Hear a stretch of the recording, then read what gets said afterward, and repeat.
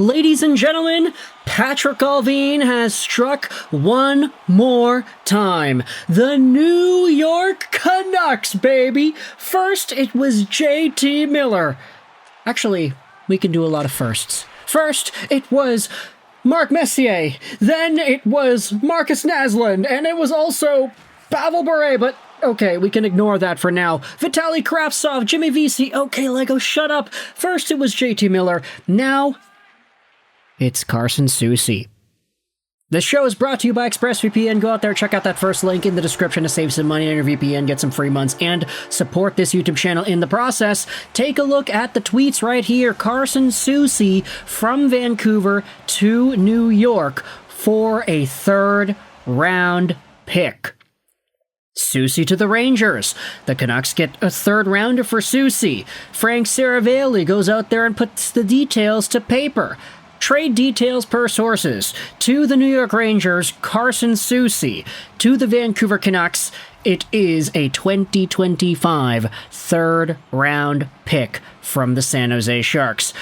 Carson Soucy waived his no-trade clause to complete the trade. He has 1 year left on his deal at $3 million a year. You know what I'm thinking about with this trade?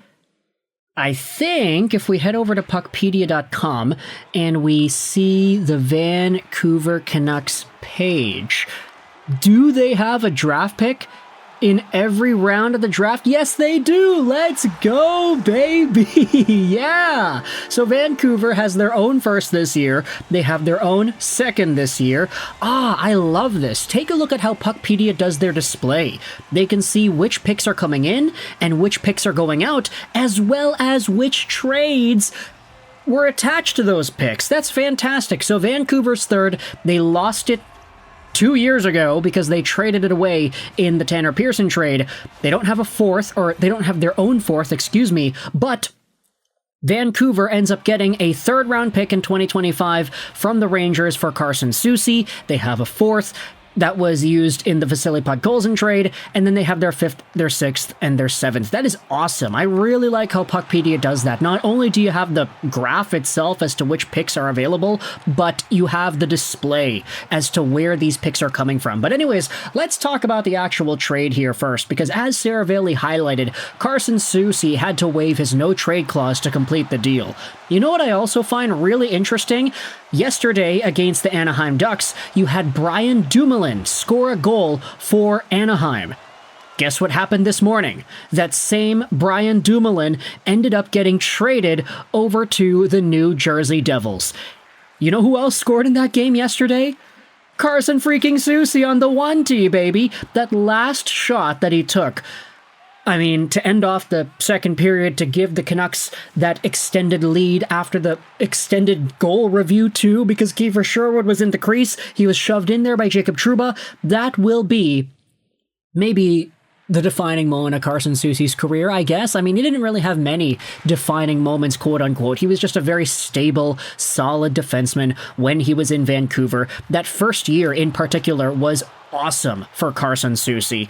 He had 6 points in 40 games played. Not great. Definitely not in the same 21-point capacity that he had with the Seattle Kraken 2 seasons ago, but Carson Soucy last year was just a force of nature defensively. He also happened to have more points per game in the playoffs compared to the regular season. Soucy was just a no-nonsense, do-everything defensively kind of guy. He was active with his stick, he could block shots, he's 6'5", 212, a big left-handed player, and he just provided very solid defensive play. This season, however, Soucy definitely struggled alongside of Tyler Myers, even though he scored more points this season, 10 points in 59 games played, on pace for 13 points over a full 82. Even though he was, let's just say, producing more, because last season he did miss half the year, he was terrible alongside of that Tyler Myers pairing to open up the season. As the pairing got switched around a little bit, as Soucy was coming in and out of the lineup, you had Derek Forbort also in that rotation. You had other guys like Soucy playing with Juleson, and that was really, really bad for everybody involved. You thought that Soucy Myers was bad. Oh boy, Soucy Juleson, even better. But Carson Soucy got into a pretty rough spot with the Vancouver Canucks as they started to acquire literally more Petterssons. I mean, you're seeing right here, Soucy was used 20 plus minutes a night for a good chunk at the end of the new year and the start of the new year.